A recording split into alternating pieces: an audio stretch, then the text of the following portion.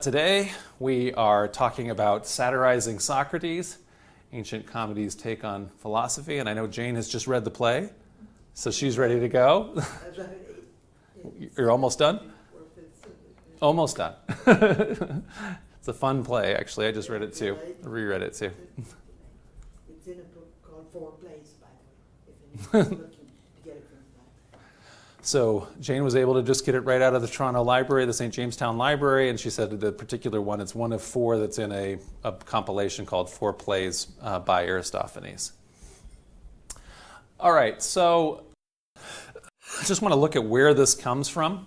So if we go back to ancient Greece is this mess of rival city-states. This is kind of a washed-out map, but it's essentially showing in blue all of the Athenian Empire or the Athens League that's happening during the Peloponnesian War against the Sparta and Sparta's allies, and then all the different neutral states. So essentially each little city has its own little territory. They get into leagues, but the leagues will actually move all around. And so these societies that have city-states, things like ancient Greece, Phoenicia, also Renaissance Italy, also the civilization of the Mayans in Mesoamerica, they are often, kind of unstable, and they often get locked in these wars that are kind of ongoing, and then there will be these shifting alliances between the cities. They can be, because of divide and conquer, it can be that little city-states like this are susceptible to conquest by bigger states, bigger empires. In ancient Greece's case, initially with Persia, they were able to actually keep the Persians from being able to conquer them. Nevertheless, the Macedonians under Alexander's predecessors and then his successors are pretty much able to end the independence of these little city-states as they become part of the Hellenistic empires that emerge after that. Sparta is right here. Can I see it on the map? Yeah, right here. So here's Sparta, and here's Athens. Is Spartan here? So this is Sparta. Sparta owns like this area right here, and then this orange is Sparta's allies in the Peloponnesian War.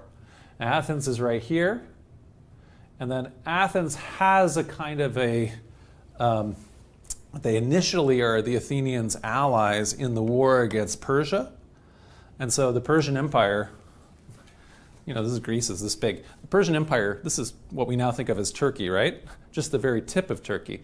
Anyway, that's this big, and Turkey's just the last little piece of the Persian Empire, which goes all the way to the Indus River, in India. So this is a giant empire. And so essentially what originally happened before this Peloponnesian War that I've got a map of right here, what happened was this giant empire sends a very large expeditionary force, and the Greeks are able to create a league which defeats it in two different, different kinds of engagements in two different times. And so then after that happens, Athens, which had been the center of essentially the naval portion of that. In order to conquer Greece, you kind of have to have a giant field army, and you had to have a big navy. And ultimately, the navy is what ends up winning the day, because the Greek navy is able to defeat the Persian navy. And so because of that, then, the Athenians are able to keep up this idea of a navy, that they need to have this league that everybody's paying into and paying taxes for in order to have kind of an alliance navy. But it doesn't take very long. Initially, it's called the Delian Alliance, and the treasury is on the island of Delos. And so Athens is just one of the parties in that alliance that has a big navy. But over time, Athens, as the most important city, they take control of it. They vote and they move the treasury from Delos to Athens. At a certain point, it turns out you're not allowed to leave the alliance. And so it had been a voluntary alliance to come in. At a certain point, you have to keep paying your dues, which become tribute, which become essentially means that Athens inherits what becomes an empire that everybody has to pay into. And so other Greek city-states resent that. Sparta is the other traditional important land force, so they're kind of the head of the army. And so that ultimately leads to a big war between Athens and Sparta.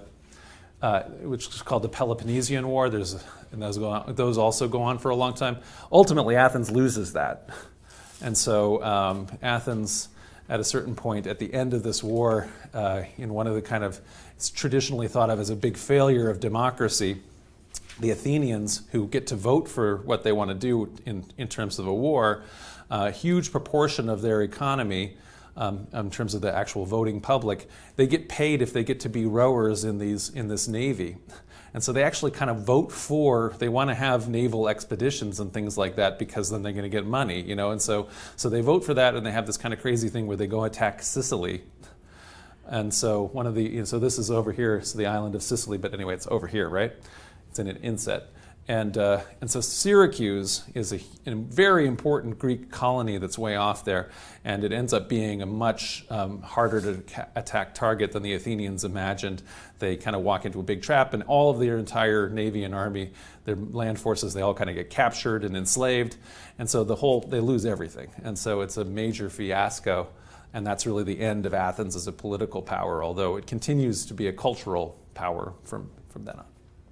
Anyway, so what we kind of say is that when you have these little city-states, there's something about them, even though in some ways it's not necessarily the most stable configuration. Nevertheless, because they have all these guys, Athens is competing against Sparta, is competing against Thebes, Florence is competing against Siena, is competing against Bologna.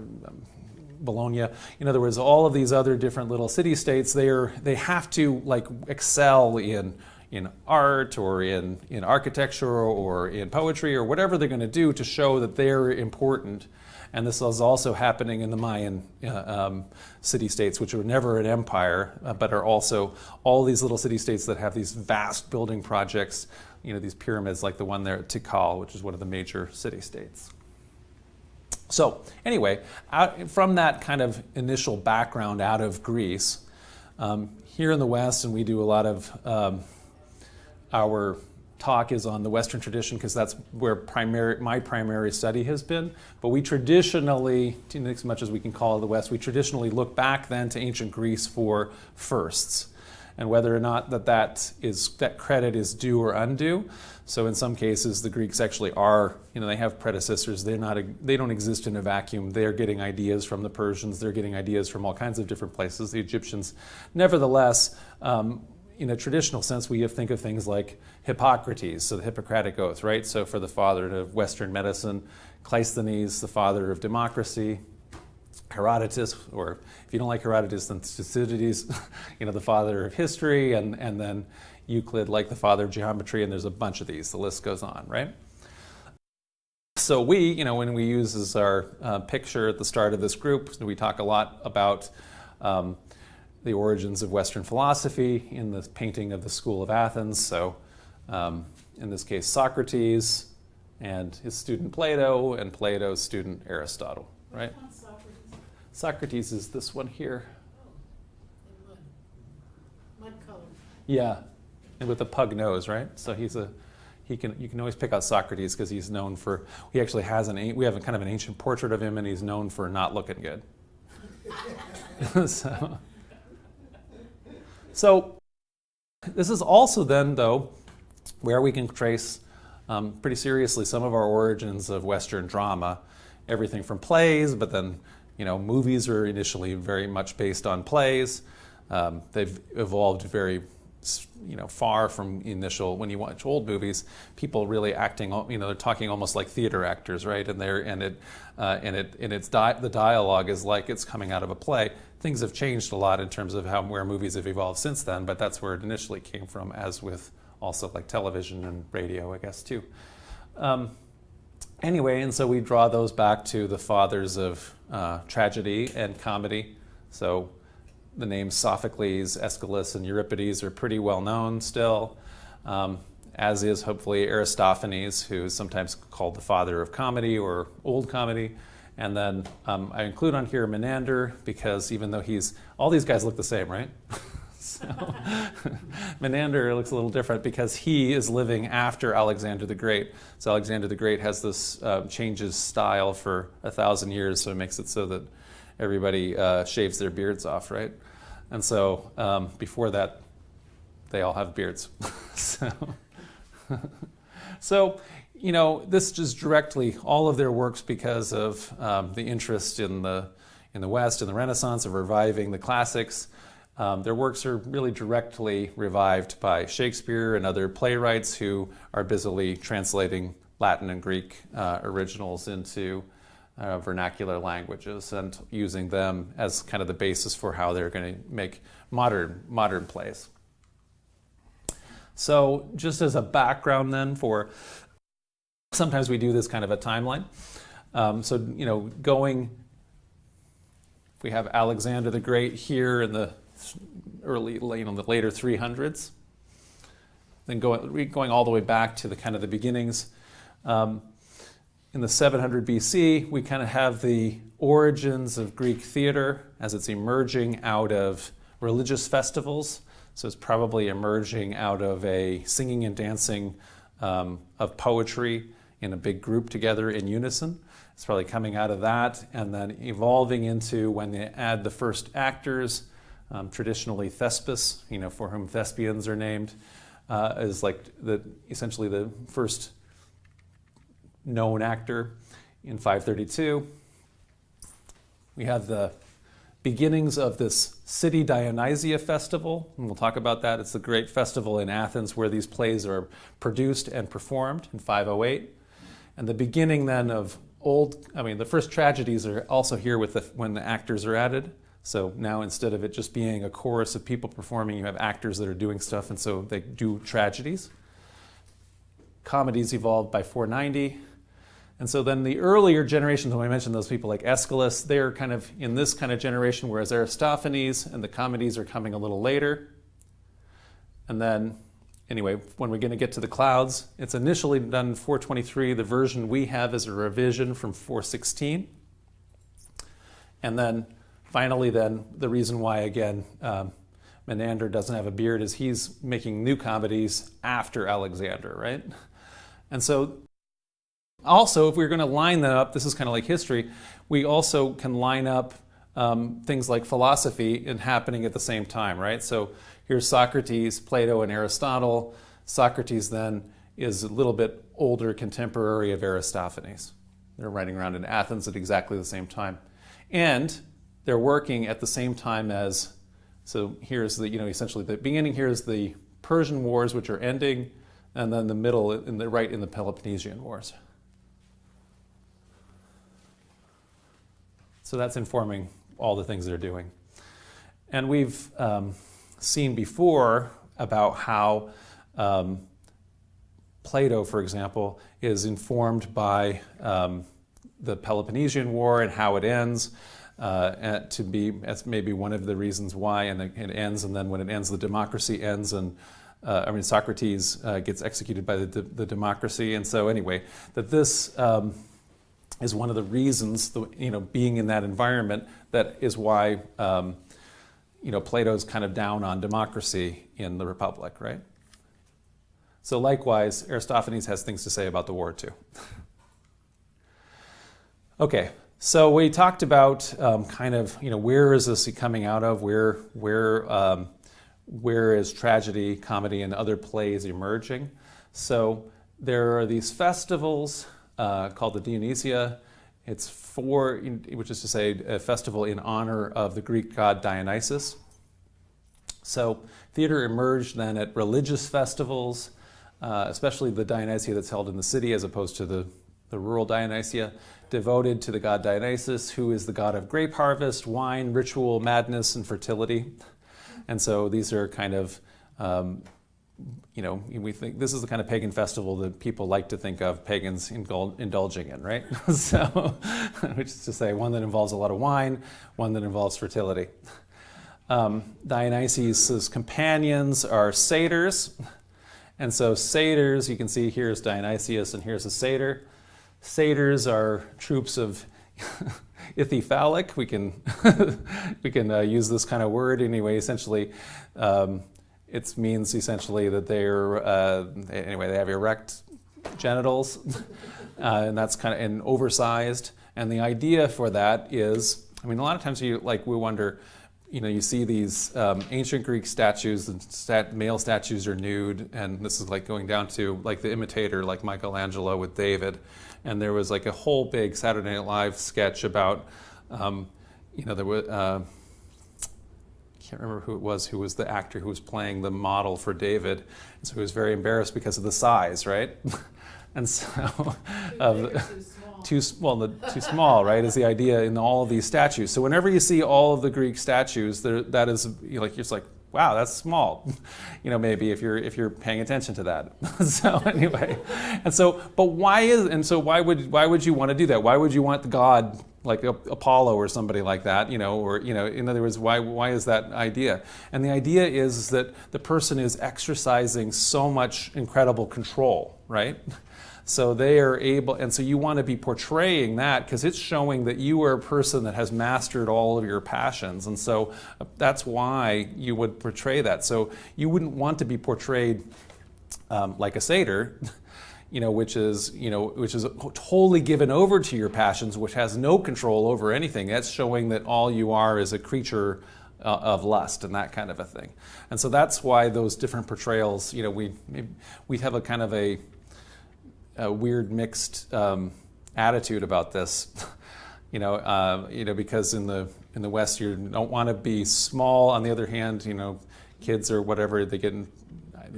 We had a kid in my elementary school who for whatever reason, after probably one unfortunate incident, the whole rest of junior high he had the nickname Boner. So, in other words, so this is a contradictory thing that we have in this kind of comedy. Okay. So satyrs. So this is part of the thing that's happening. I wouldn't have brought it up if it wasn't essential to where this all comes from. So essentially the Dionysia, as drama emerges, there's essentially three different types of plays that emerge, and we never really think of this one, but this one may be the oldest type, so the satyr plays. Satyr plays may have been the first type. They're burlesque, they're bawdy, they're raunchy, tragic comedies. It is primarily, like there's a chorus, and so essentially a group of any number, I think it's anywhere from 50 in some of the cases, but 24, 12, depending on the different type of play, where they are all in costumes. They're men dressed as satyrs and who are dancing and giving or singing or chanting poetry together. And that's kind of essentially probably what the original was about, but then over time that evolved into plays, right? So essentially there's a chorus. The chorus in the satyr plays are dressed as satyrs. The themes are always mythological, or usually always mythological.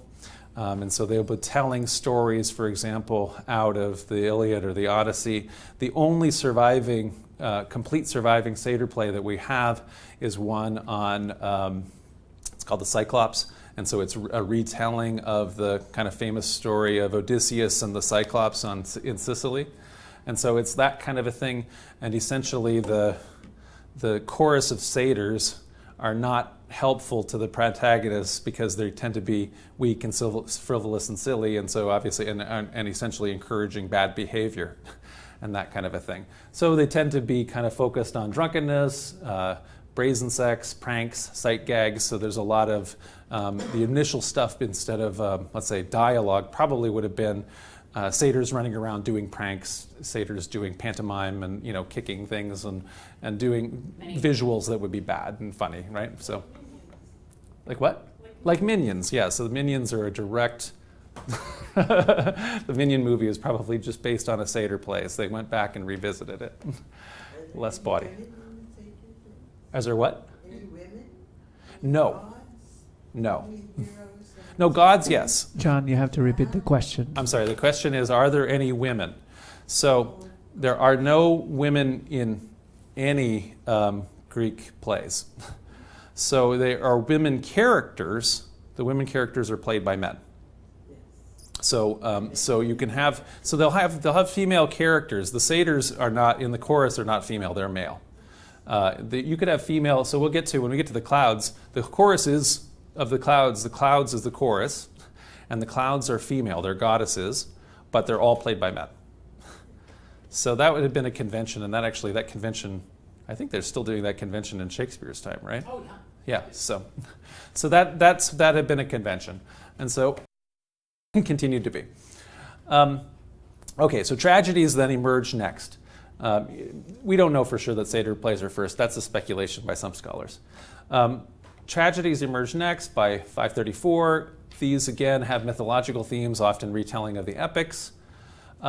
This chorus that had been a part of it, now the chorus is much reduced in number and has a reduced function. Essentially, the chorus will be kind of arguing out like ethical considerations or a mirror or something like that what the narrator is doing, but the protagonists have now become the most important things. So in Oedipus Rex, it's Oedipus and the other characters that are more important than the chorus. And so the focus is shifted to these actors that are portraying important figures like kings and gods. And those kings and gods and princes and princesses and people are ultimately changed by tragedy. So they experience tragedy, and that leaves them changed forever. And so that's one of the things about tragedy. Comedy, by contrast, which emerged then, whatever that is, about a little 25 years later, the chorus initially has retained like still a very important role, and we'll talk about that. The focus is to satirize contemporary figures and topics. And so people like Socrates are made fun of, and topics like the war. And it includes then common people who don't learn. So essentially, instead of great people that are experiencing tragedy and their lives are forever broken or changed because of that, we have vulgar people who experience all kinds of crazy misfortune, and they get back to where they started, and there's no difference. So just look at some common elements in Greek theater. So the chorus we've talked about here a bunch of times. This is a Greek vase that has, it's a portrayal of a chorus for a comedic play. And so in this case, the chorus is dressed as riders and horsemen. So the chorus is a group of performers singing, dancing, and or reciting lines in unison, and this is a common element. They may well be, as I've said, the original out of which all of this drama even emerges once actors were added in addition to the chorus. And they're still pretty key in old comedies like The Clouds, but the chorus declines in importance, and so by the time we get to new comedy, they're also unimportant. And as we can kind of see, we don't write plays that have choruses very much anymore. So that's not a function that is generally needed anymore. So we've switched to the actor part entirely. So the actors, one of the reasons why, to Jane's point, that they didn't actually need to have, or they didn't, there's a bunch of reasons why they didn't want to have women actors, but one of the reasons why they didn't feel that they needed to have them was because all of the actors are wearing masks. And so they would. So even in the tragedy here, this is a later mosaic portrayal. So this is from one of the Emperor Hadrian's villas, but essentially, it's portraying traditional masks of tragedy and comedy. And so this is a female actor or female character, male actor that would have been in a tragedy, and then the other is from a comedic play, a comedy. And so. All the performers wore masks. As I mentioned then in the old comedy, and we'll talk about the difference between the old and new comedies, these are often caricatures. So you take a prominent figure like Socrates, who we mentioned has a big pug face anyway, that people probably are very aware of, and they make a mask that looks kind of like Socrates in order to make fun of Socrates. And so it's almost like a caricature like cartoon artists do for the president or something like that. So the lines throughout all of this are metered poetry, which is recited or sung. And so this is, again, as the whole genre is emerging out of that kind of chorus of singing and reciting poetry and dancing. Same thing, the plays then are in poetry. And as I mentioned, the actors are male, but the masks and the costumes will let them portray women. And it also, in comedy, allows for all kinds of innuendo. Because everybody knows that the actors in there are male, and so then they do all kinds of things with crossing gender roles and that kind of thing, and that happens a lot in Aristophanes too. So the theater, we're pretty familiar with these. If you ever go to any ancient Greek or Roman ruins, you're going to see a theater as one of the main things that dominates. So playwrights, like at the Olympic Games, which are likewise a religious festival where athletes are competing for prizes, likewise the playwrights at the city of Dionysia are competing for prizes. So Aristophanes took first place for the second play that he wrote in 426. It was the first place prize. It's called The Babylonians. When he later staged The Clouds, that play lost. So it was not as well received anyway, although I think it's very funny. But anyway, so he was upset and very mad that it lost. So he later revised it, and when he revised it, one of the things he introduced, we presume because it's in there, is a complaint that the chorus makes that this was the playwright's best play ever, and you guys were too stupid to get it, and, and all this kind of a thing. So it's a pretty big complaint that he had. In general, then there would be all of these theaters that we see. These are ones that Romans later rebuilt. So things like this is the Dionysius Theater in Athens, but it wouldn't have been anywhere near this nice back when the it's ruined now, but anyway, it wouldn't have had all these stone seats and things like that, and all of the permanent stone stage. Because anyway, so the Romans, once they took over, they improved everything, right? Much later when they're richer. So one of the common elements that we'll see used is the machine. So this is a part of the stage equipment. It's a crane that's used for special effects. So actors who portray gods could descend and ascend from the heavens in a little basket with the machine to lift them. And so if you had a story that was, that ended up having way too many plot holes to resolve and you're a hack playwright, you might end it with a god kind of descending and they immediately just solve everything.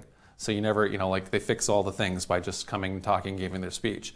And so that's called a deus ex machina. And we still use that phrase to talk about essentially a bad ending of a movie or something like that, where everything just gets fixed by the end by some character that wasn't even foreshadowed, just walking on and fixing everything. And so that is just a translation from the Latin of God out of the machine, right? And so this is essentially the idea that the God out of the machine comes and fixes your play. So in terms of comedy, we were talking here about old comedy and new comedy. So that's Aristotle's terms as he was kind of writing kind of a history of comedy as it had evolved in the generations before him. Modern scholars have divided out something in between called middle comedy, but none of those plays survive completely, so it's hard to know exactly what they're all exactly like, so I won't focus on them too much. But essentially, old comedy includes Aristophanes, who we're going to talk about. Aristophanes' sons were apparently writing middle comedies, and then I mentioned Menander, after Alexander, this new genre of new comedy. That's substantially different, but throughout all of the comedy, probably, there's a lot of universal tropes, which is that humor sells. So this is, again, off an ancient Greek pot. The guys are actors in a comedy. They're wearing those masks. The one guy here is exposing himself, right, which is always good for a laugh.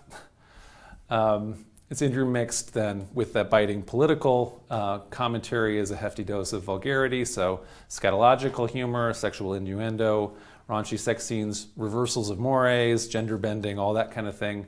Actors are routinely, especially in old comedy, actors interact with the audience, and so they also tease and harass individuals. They'll call somebody out for how they're dressed or, any other kind of thing, for being anything that they might be known for if they're a celebrity. Was heckling okay? It's not written in the play, so it's so Aristophanes wasn't necessarily anticipating hecklers in terms of what the play is written out. So, but I would imagine that they would heckle. I guess the advantage that the actors would have, I think, is that there's maybe something built into the mask that helps them project louder. And so a heckler is going to have to be really good at it for everybody to hear them, especially considering they're going to be facing the wrong way. So the theater is, gone out that way. The actors are projecting up, and the heckler is going to be going this way. So you might be able to hear him. So new comedy. So that ends up being continued by the Romans, and so we are a lot more familiar with it often than old comedy. So Terence and Plautus It's passed down from the Romans through the Middle Ages.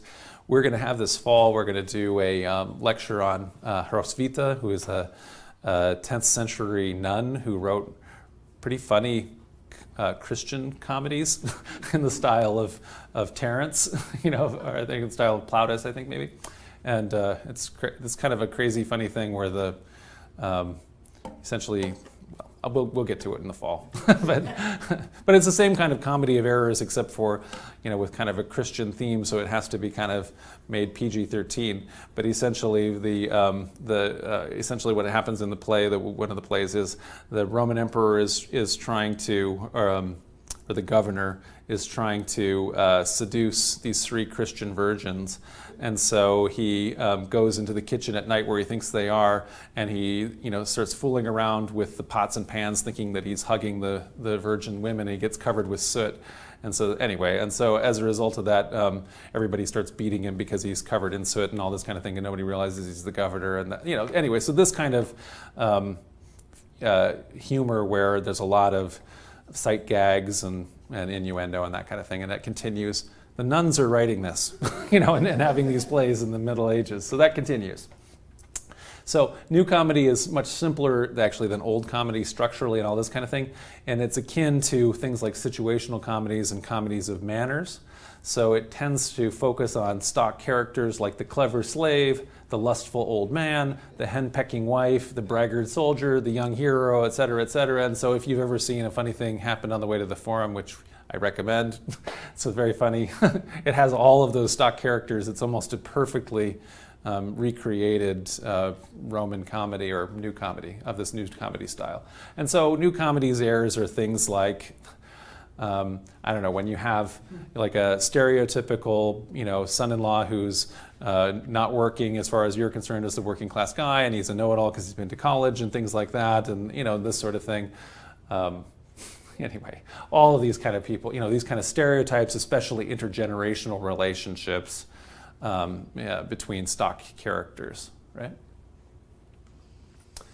Old comedy, by contrast, is more topical, so very topical, and it's satire and parody. And so there's still stock characters, but they're not standardized. And so there's more focus then on this topical satire. It's concerned with actual prominent individuals often, such as politicians in Athens democracy, also important contemporary issues like the war. And so it made all kinds of local, in-group lampooning references. So for example, one of the things that Aristophanes will do is he will parody or make fun of one of Aeschylus's plays or something like that. And so you kind of have to know that play in order to get the jokes, right? So an examples of this kind of, these were revived as well. So in the same kind of way that Shakespeare's reviving things like new comedy, people like Voltaire are reviving things like old comedy. And so those kind of satires continue on, and things like Dr. Strangelove. Do we have the mic? Where did that? I'll just show you. You can't shout it. Doesn't matter. Leandro went to the washroom. Do we have it? Oh, no, there it is. Wait, is it turned on?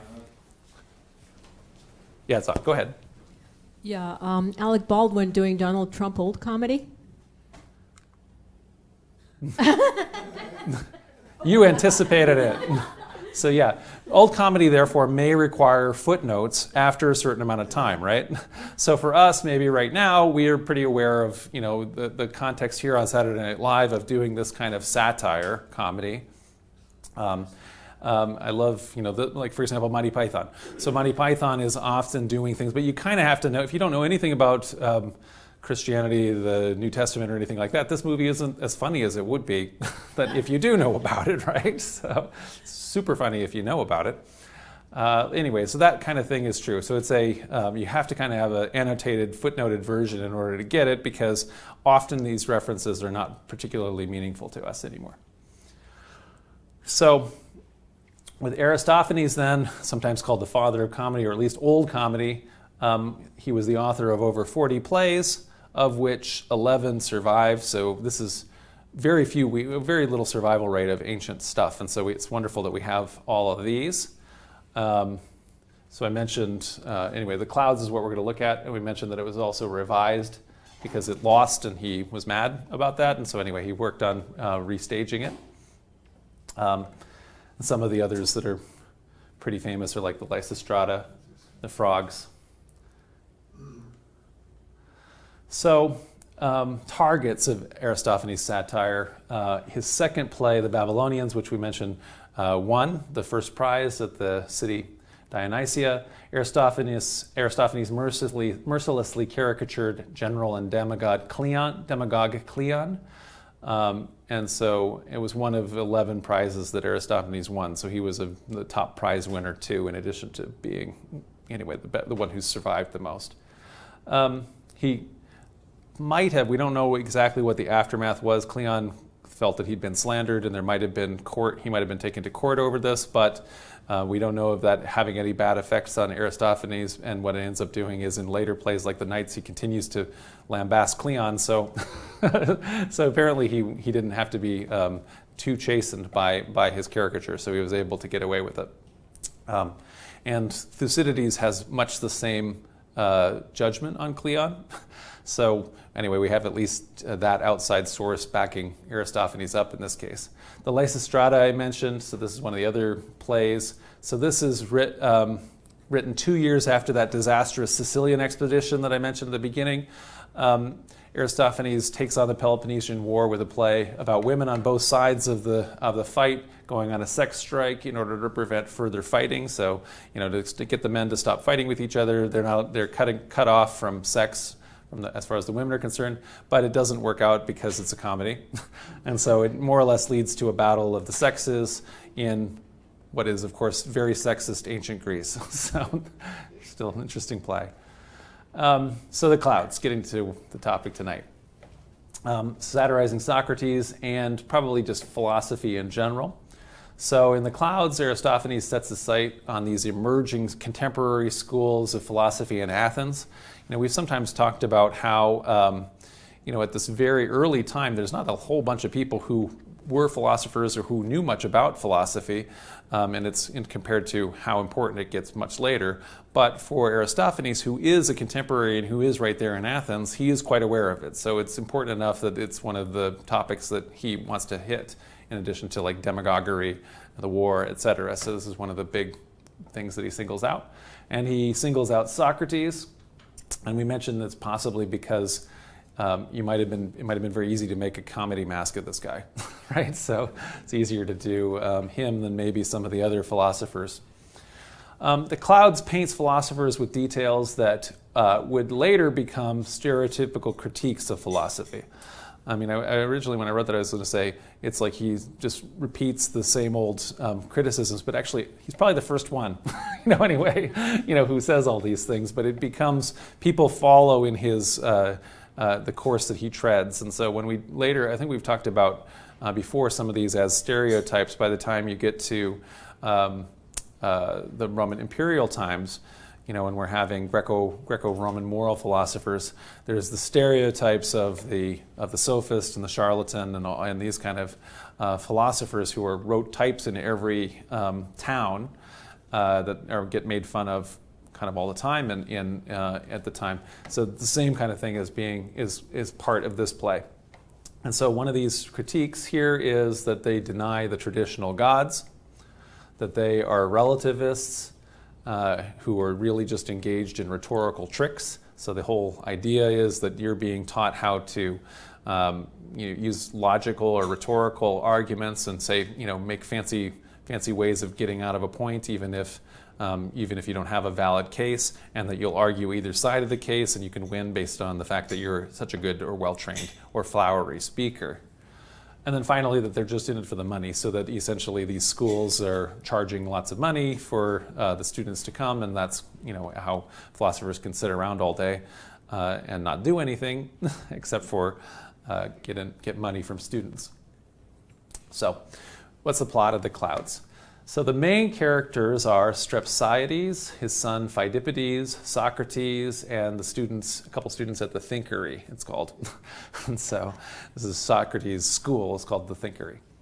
So Strepsiades is an old, simple country farmer. So he's kind of the guy who's ultimately going to emerge into a stock figure. This is kind of ultimately becomes like a stock character in later comedy. Married to a wife from an aristocratic family, and his son Phidippides is a young kind of jock with expensive tastes, including buying and racing horses, and he has no interest in his dad's career or anything like that. And so, Strepsiades is, just they wake up at the beginning of the play. He wakes up in his bed. He can't sleep because he does no idea what he's going to be able to do about all of his creditors.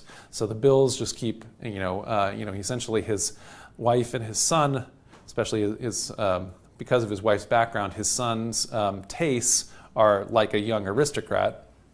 But he's got the income of a country farmer, or a country landowner, and frankly needs somebody to be in the business in order to have any additional income as opposed to what Phidippides wants to do. So because of those habits, he's amassed these debts. The creditors are threatening to take him to court, and so he gets this idea: if he could enroll Phidippides in the Thinkery, the school that Socrates and the other philosophers are teaching, Phidippides could then learn all the rhetorical tricks that would allow Strepsiades to defeat better arguments with worse arguments. So essentially, he knows they owe the money. They borrowed the money. They bought the horses, etc. Like that. But if they get taken to court and they can use bad arguments to win out against the better arguments, the worse arguments, then they won't have to pay. So he wants to get Phidippides in the school. So they go on the stage. They point at one of the doors. So this is like how the plays work. Essentially, there's doors in the scenery on the stage, and he points to a door to the Thinkery. Strepsiades says to his son, "That's the Thinkery for clever minds. In there live men who argue and persuade. They say that heaven's an oven damper. It's all around us. We're the charcoal. If someone gives them cash, they'll teach him how to win an argument on any cause, just or unjust." So essentially that's that stereotypical charge, right? So they want cash and they can use it to win arguments, just or unjust. Who are these men, Phidippides asks. I'm not sure, Strepsiades says, just what they call themselves, but they're good men, fine, deep-thinking intellectual types. Phidippides, nonsense, they're a worthless bunch, I know them. You're talking about the pale-faced charlatans who haven't any shoes, those rascals, Socrates and Chaerephon. Strepsiades, go there and learn something. What is it you want me to learn? They say that those men have two kinds of arguments, the better, whatever that may mean, and the worst.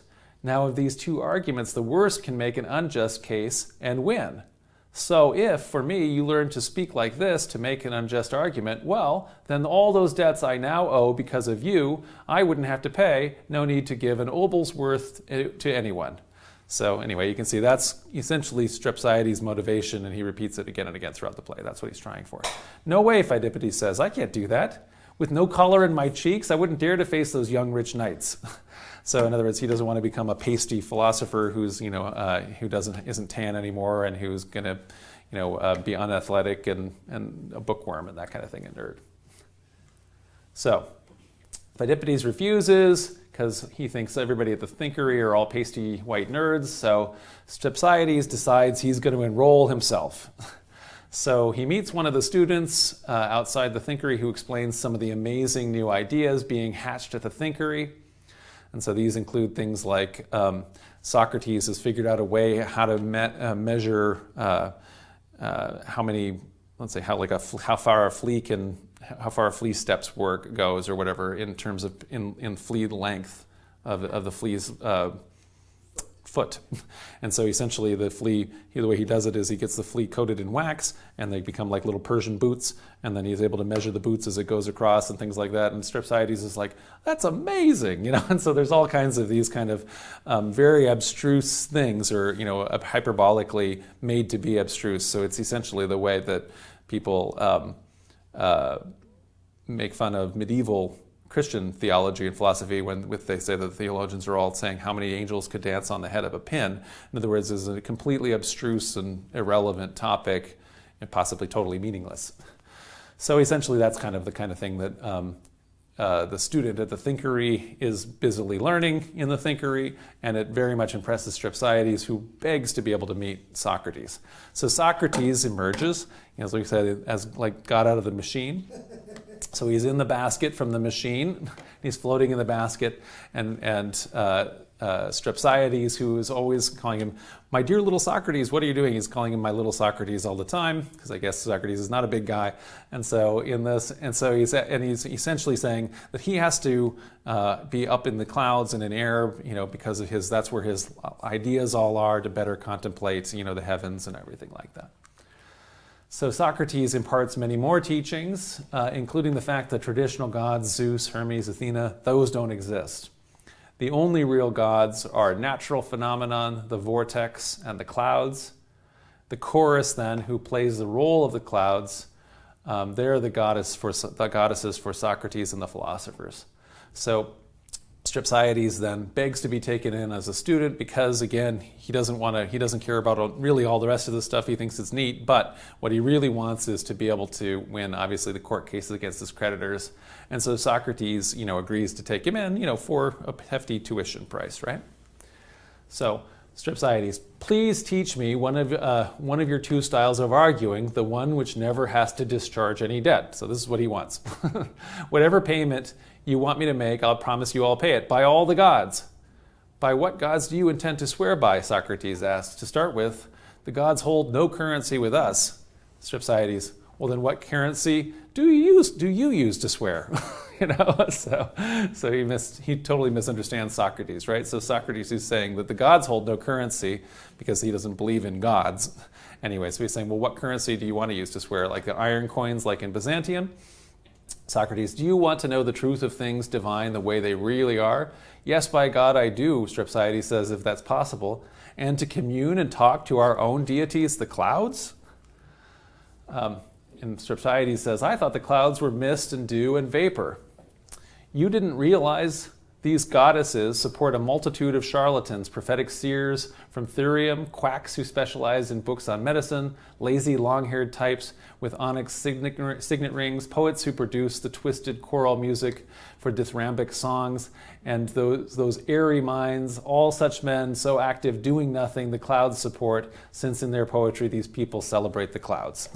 So essentially Socrates is kind of here talking about all of the people who, who are in philosophers and their ilk, as far as Aristophanes is concerned. Obviously, the real Socrates would never say this. So Strepsiades then, asks, why the clouds of the chorus, if those are the clouds? So now he's addressing essentially all of these characters who are the chorus.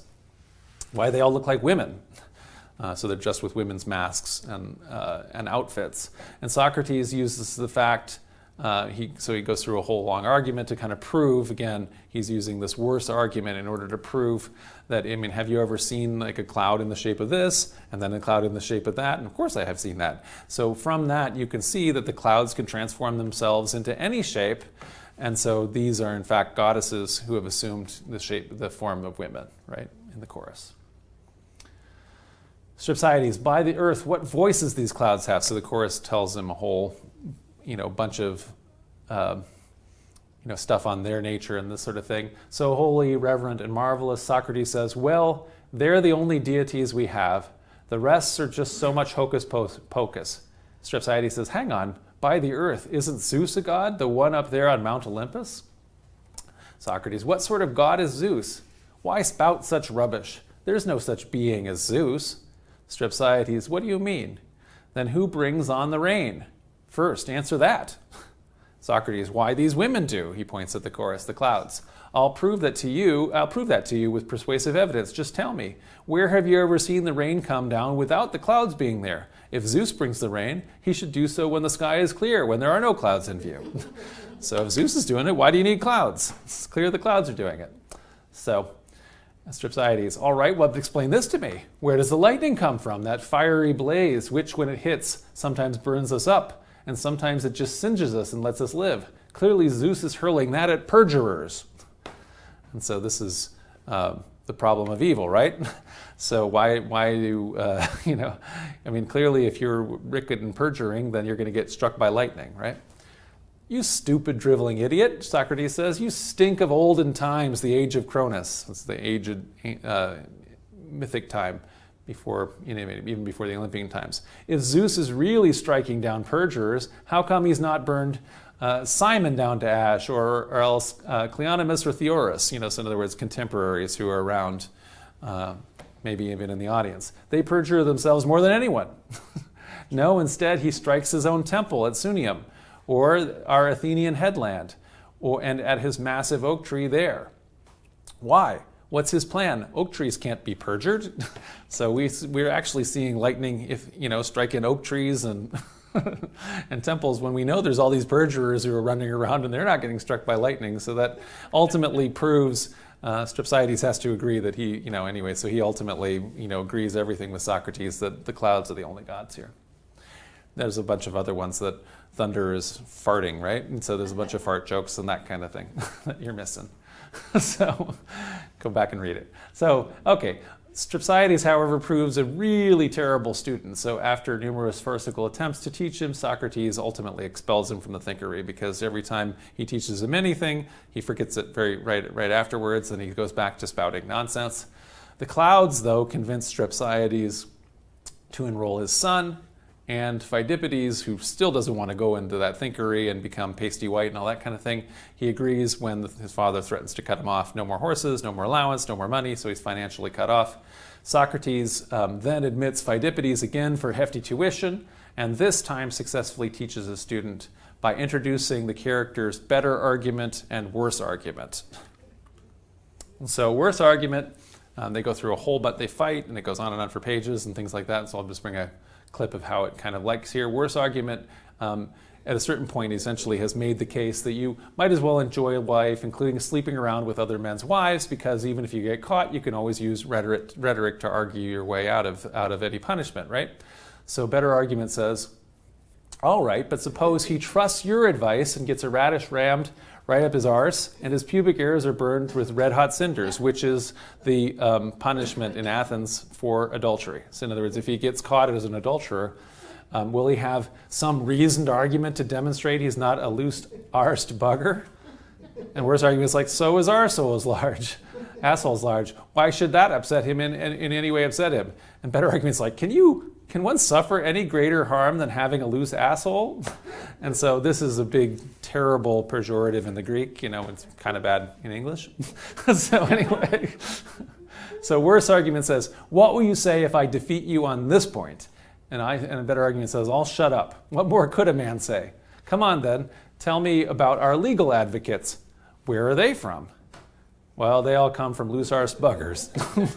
I grant you that. What's next? Our tragic poets. Where are they from? They come from major assholes. That's right. What about our politicians? Where do they come? From gigantic assholes. So some things never change, right?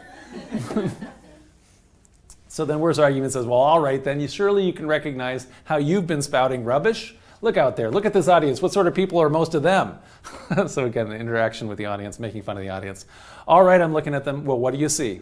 By all the gods, almost all of them are men who spread their cheeks.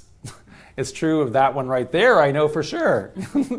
And that one, the one with the long hair. So in other words, they're just written right into the text. So what do you say now? Worse argument asks. Better argument. Well, we've been defeated. So he swears, for God's sake, take my cloak. In other words, he's lost, in the argument. So he lost in the court case. So he loses his cloak. I'm defecting to your ranks. And so he enters the thinkery. And so now better argument has been totally defeated by worse argument, by all these rhetorical tricks. So Pheidippides then, he's gone into the thinkery as a student. He's a young knight jock no more. Becomes pasty white like the other students at the thinkery, and he has now successfully learned how to defeat better argument using worse argument after that display. So then with that learning, Strepsiades is actually able to defeat his creditors using rhetorical tricks, slander, all the same kind of arguments like we've said in those examples between the creditors who essentially, even though they are owed the money very legitimately, don't get anything. And then the play ends with Pheidippides running out of the house. They come back onto the scene, beating his father. So he's wandering around just beating his father to a pulp.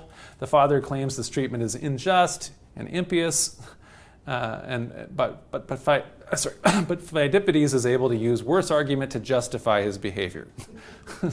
So Strepsiades says, "You total wretch, how can it be right to strike one's father? I'll prove it to you and I'll win the argument," Pheidippides says. "When I was only focused on my horses, I couldn't say 3 words without going wrong. But now this man has made me stop all that. I'm well acquainted with the subtlest views and arguments and frames of mind, and so I do believe I'll show how just it is to punish one's own father." So Strepsiades says, "By the gods, keep on with your horses then. For me, caring for a 4-horse team is better than being beaten to a pulp." So Strepsiades wishes now he hadn't gone through this whole thing. He would rather, him be back with the horses because paying for the debt is better than getting continuously beaten by his son. So Pheidippides goes back to where I was in my original argument when you interrupted me. "First, tell me this. Did you hit me when I was a child?" "Yes, but I was doing it out of care for you." "Then tell me this. Is it not right for me to take care for you in the same way, to beat you?" Since that's what caring means, a beating. "Why must your body be accepted from the blows, while mine is not? I was born a free man too. The children howl, you think the father should not howl as well? You're going to claim the law permits this practice on our children. To that I would reply that older men are in their second childhood." So he goes through several, of these, again, worse arguments, and ultimately Strepsiades has no way to fight back against any of this thing, and so he's just left being beaten. So anyway, so we were just with some of those then excerpts, able to kind of just give everybody, a taste of how this kind of goes. But what do people think? So in terms of the caricature that we have then of Socrates and the philosophers, is that a justifiable complaint, or to what extent, is it still something we think today, or no? Jane?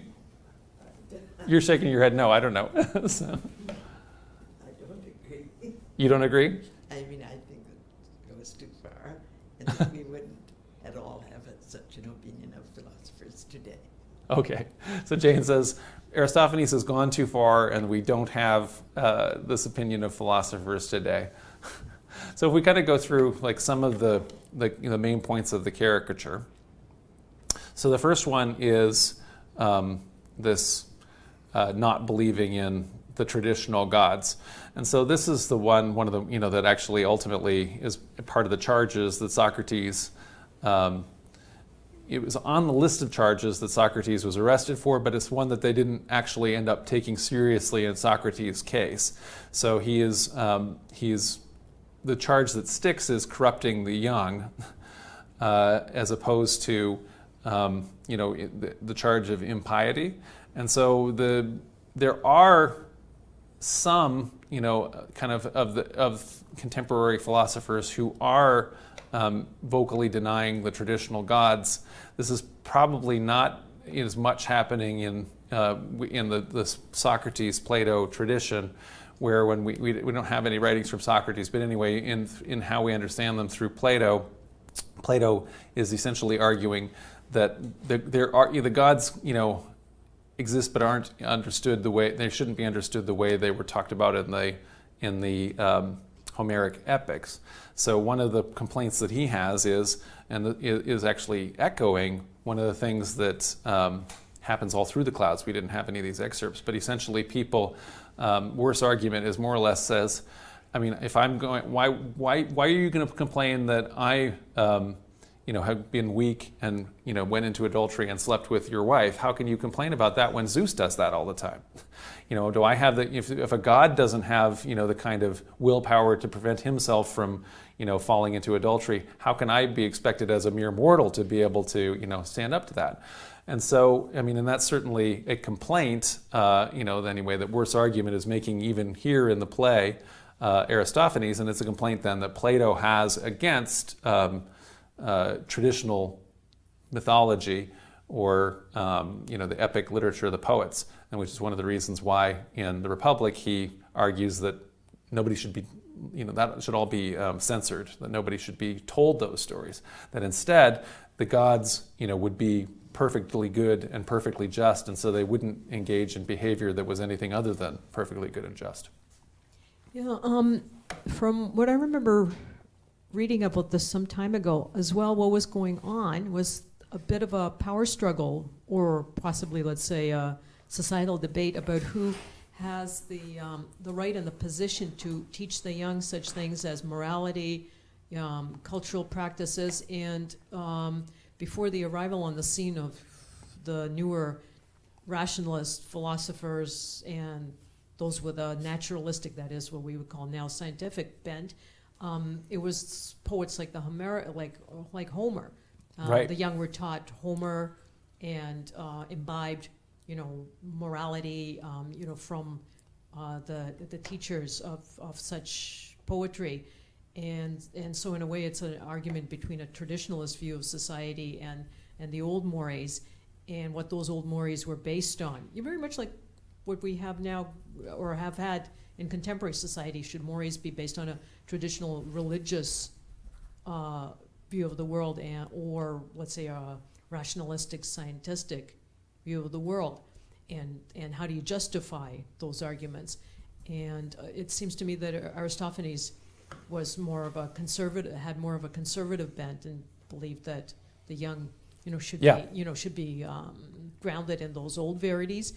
And in some ways, the rationalism of the time did become excessive, not just because of the tricks of the sophists, but they kind of got heady with, with the potential of rationalism, and sometimes based, great sort of structures, Right. sort They of don't have hanging enough. in They the don't have air enough of- evidence of, for all the argument, different. on yeah. simple would be relatively simple premises. Yeah. One of the things that's going on in the clouds too is that apparently the newer philosophers believe that spirit or soul or whatever is based on air, like breathing, and it's airy. Right. Yeah. And so and so reason, which is related to spirit, hence is related, and so this skewering of cloudiness and waftiness and continuously mere mist and all of that, and connecting it with farting and burping. Yeah, exactly. all those kind of Because things. these are That their kind of new area. Yeah. deities in Yeah. some ways, or rather, that's where they ground, Yes. truth and morality, and so there's that aspect going on as well.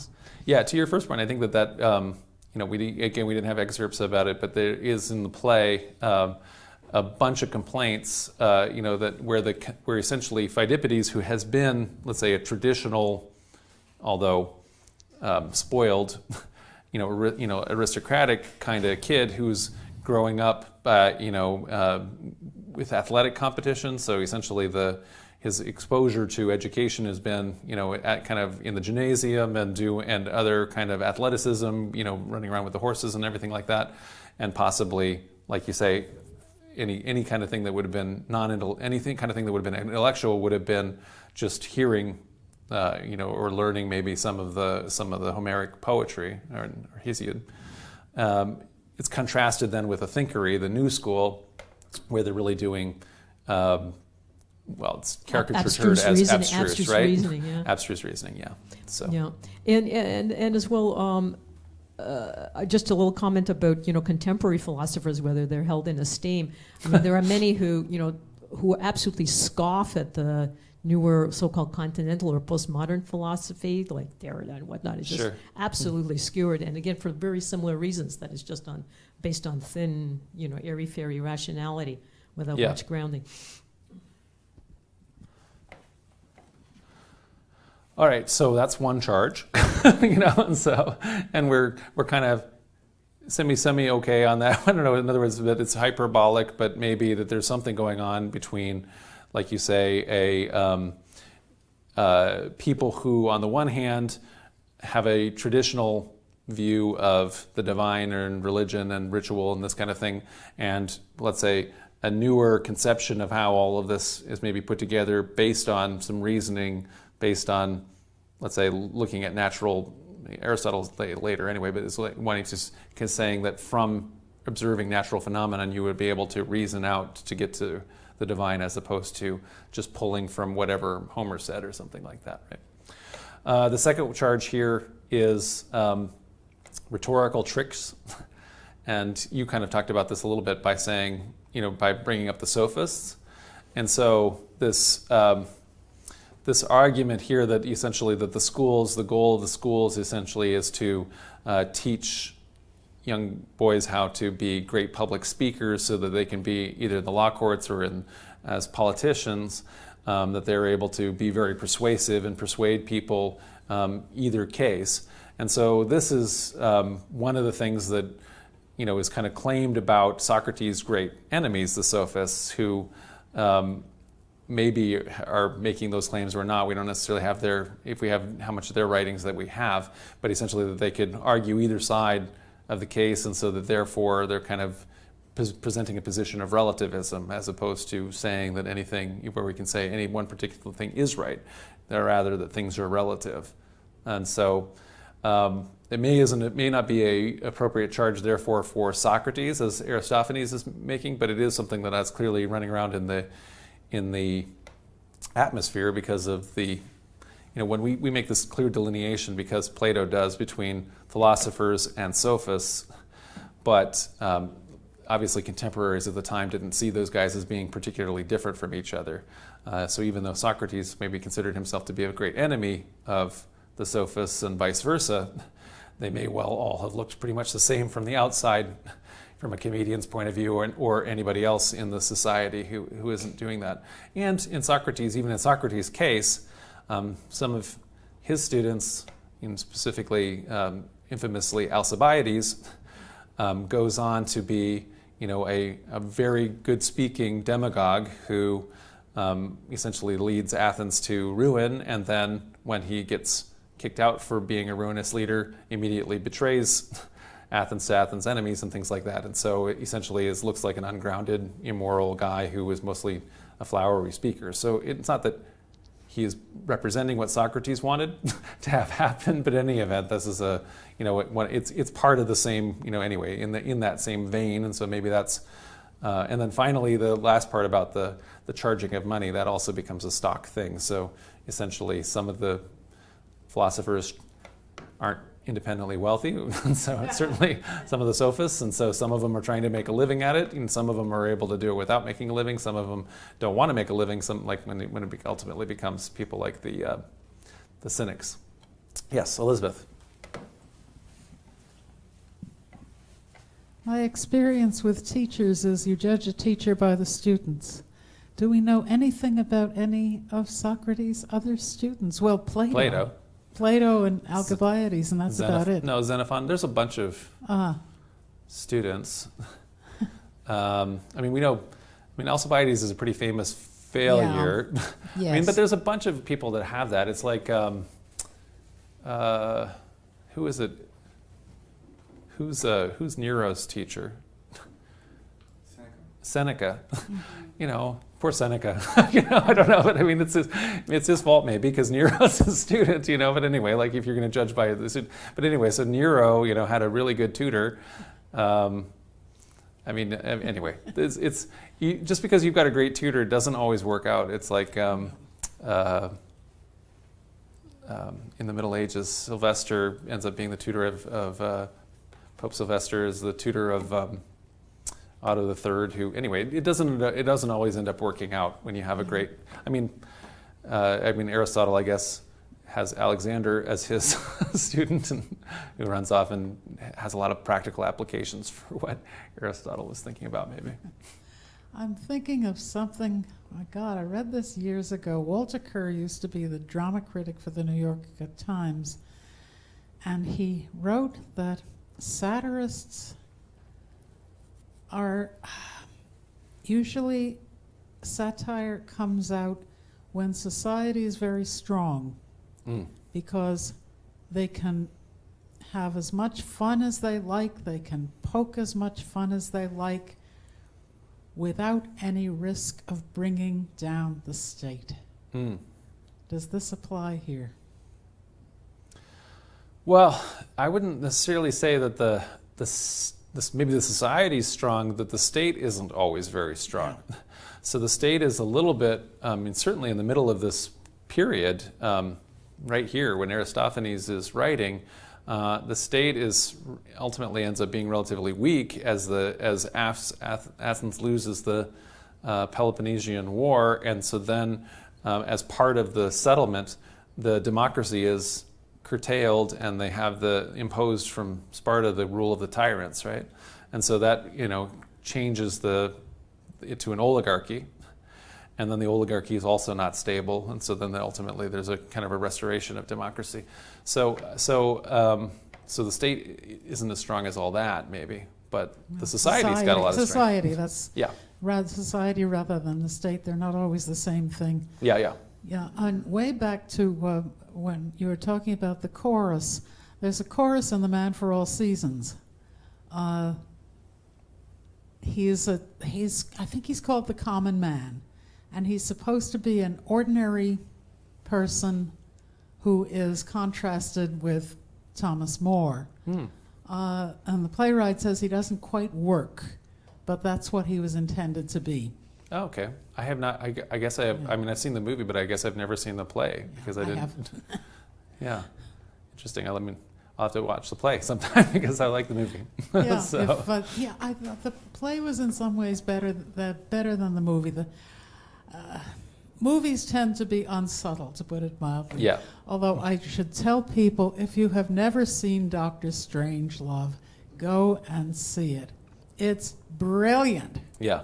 It's absolutely brilliant, and it's still funny. Comedy is perishable.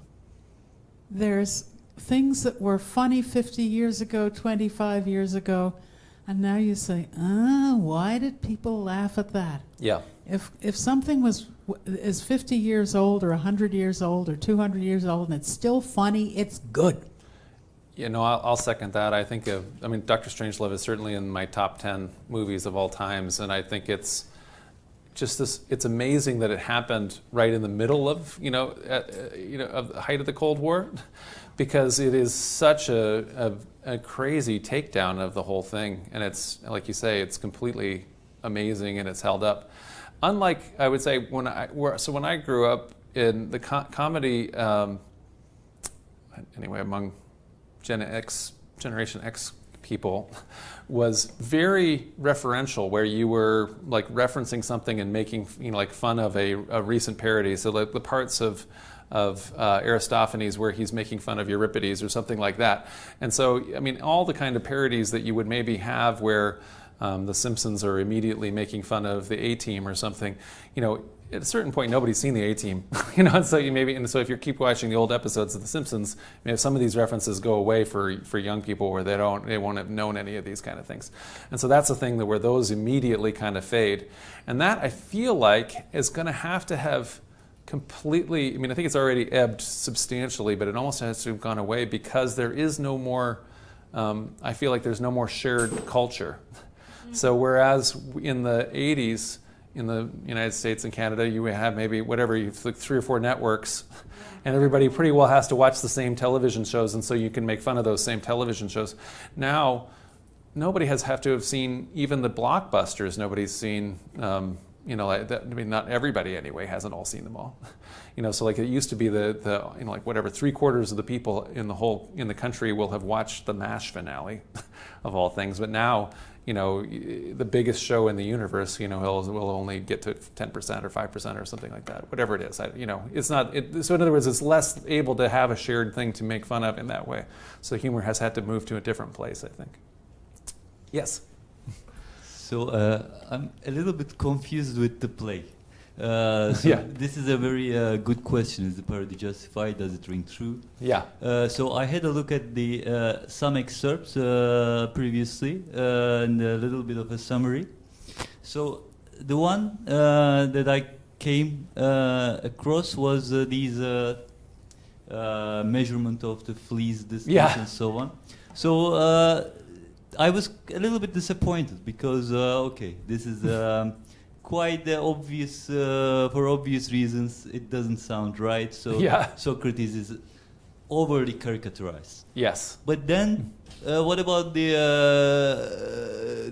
discussion about the clouds and the Zeus? So it doesn't from this age, it doesn't very much sound rhetorical. So when you okay, this is just the rain is just from the clouds that I happen to.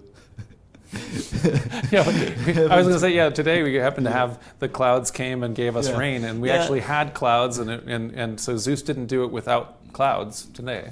So anyway. Well,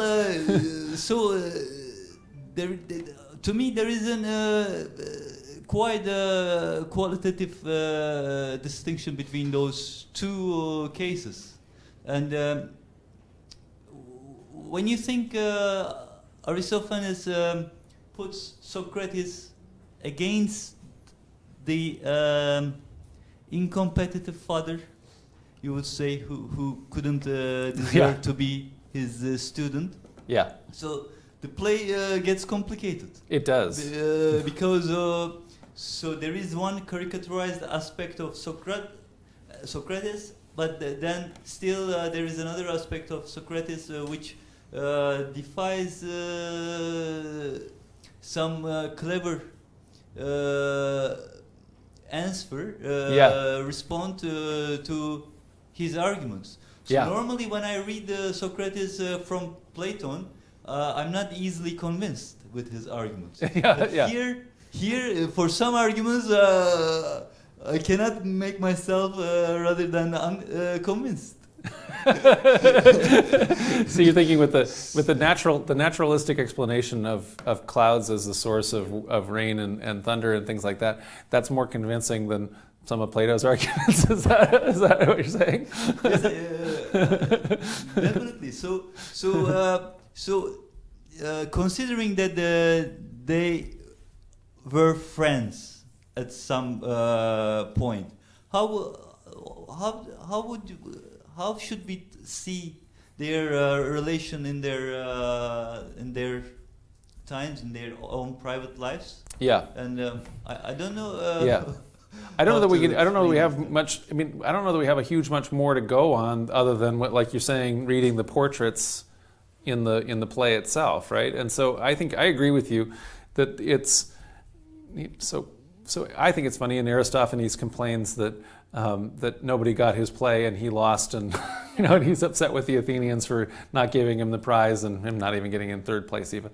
And but on the other hand, I think you're right that that the picture is kind of muddled, right? And so, like you're saying, when Socrates, for example, has the old man in the thinkery and he's trying to teach him stuff, the guy alternatively is saying kind of all kinds of nonsensical things, and sometimes he'll say something and Socrates will be like, oh, that's really clever, and things like that. In other words, where he's said some nonsense or whatever, and then the Socrates character is kind of in favor of it, and then other times he'll say something and he'll say, you dunce, you fool, all this kind of thing. And so it is kind of a mixed portrait that emerges.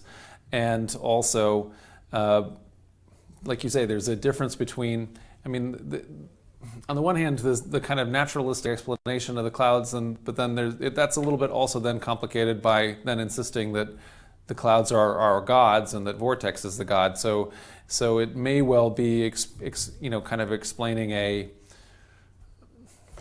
attempting to try to show how some of these philosophers are not saying they're atheists, but they're trying to redefine what gods are in a non-traditional way. And then, like you say, that's a different thing between, it's more or less mixing maybe too many different kinds of philosophers together. Because on the one hand, you have the mathematical ones, you have the metaphysical ones, and you have essentially the sophists and the rhetoricians. And by mixing them all together and calling them Socrates emerges as kind of a character that is schizophrenic in a way in the play. So I think that's a good point.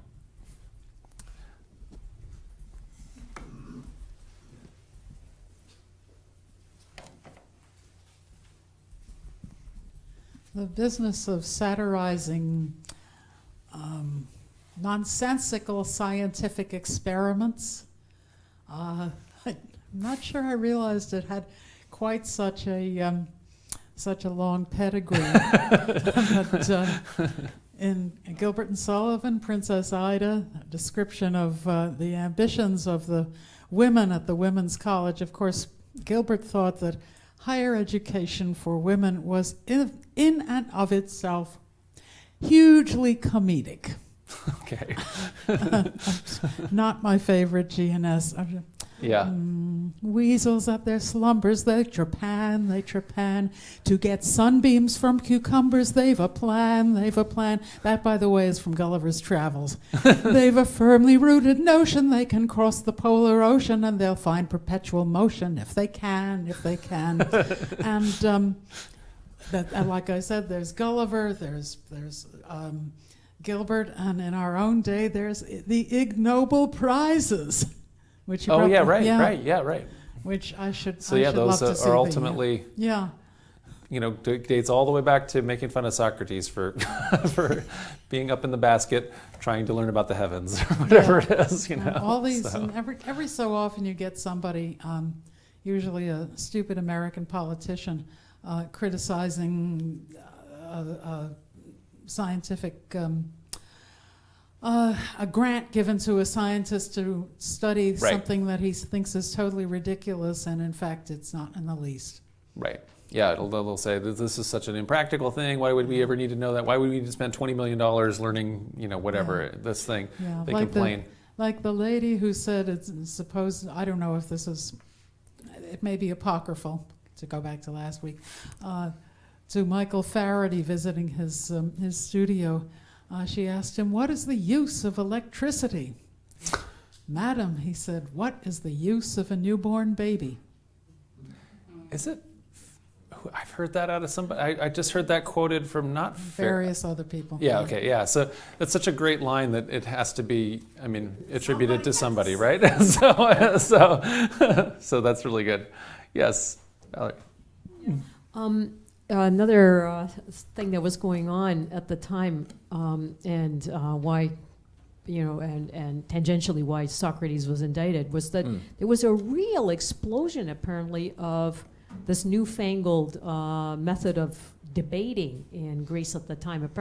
One commentator said it was remarkable in how short a time people took to all this reasoning and debate. Yeah. And it was like all heck broke loose, and the young, apparently, the sophists were training young, well-to-do young men, in these arts, and they were going around arguing with everybody. And I think it's telling in this play that an attack on the elder, the father, is seen as, symptomatic of this.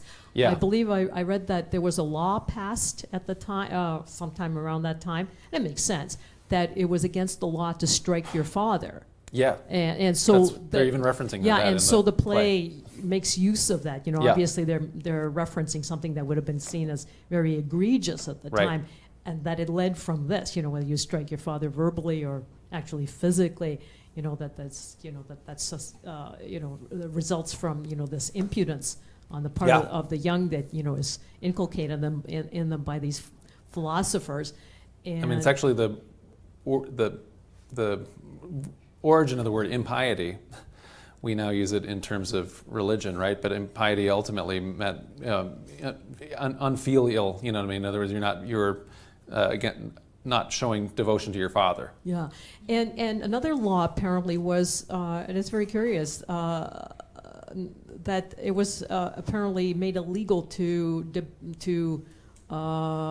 debate about meteorological phenomena. Okay. And so I would imagine that was very much grist of the mill for all these newfangled reasoners. Yeah. They were going hog wild on this, to the point of drive everybody crazy with it.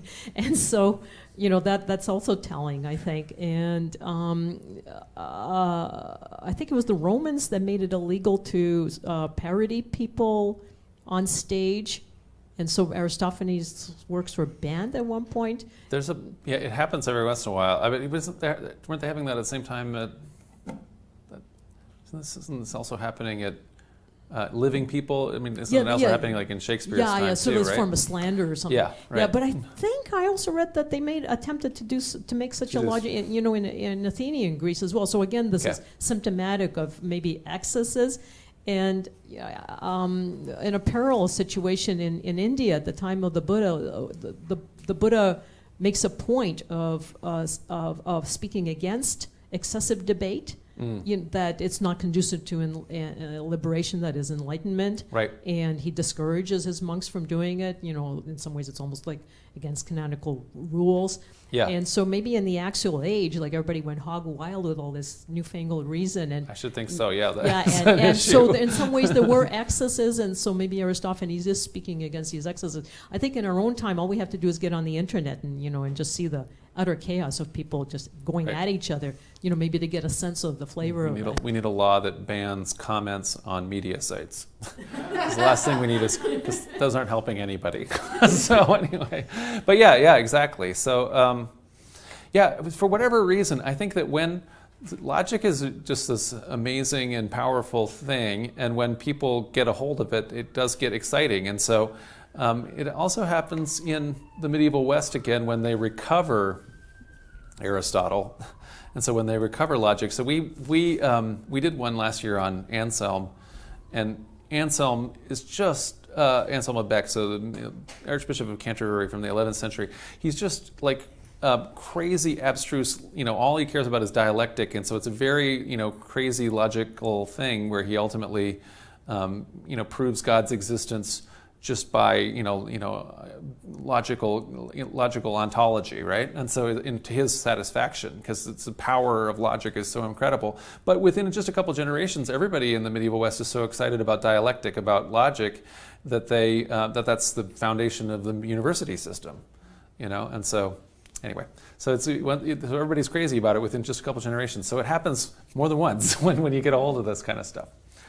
So I guess we're going to say. There are some kernels here. It's a big bag of mixed hyperbole, and maybe we're on this, and since he's kind of a reactionary compared to, there's some important new trends having, and he's kind of on the kind of reactionary side against it, that despite being kind of funny, maybe we're not entirely all on board with Aristophanes at the end of this. That's kind of the feel I have. So, all right, and we'll, I think, end here and say goodbye to everybody who is online and who has joined us. And then we'll be able to just have discussion and snacks. Online, we could mention that this book by its title and publisher or whatever.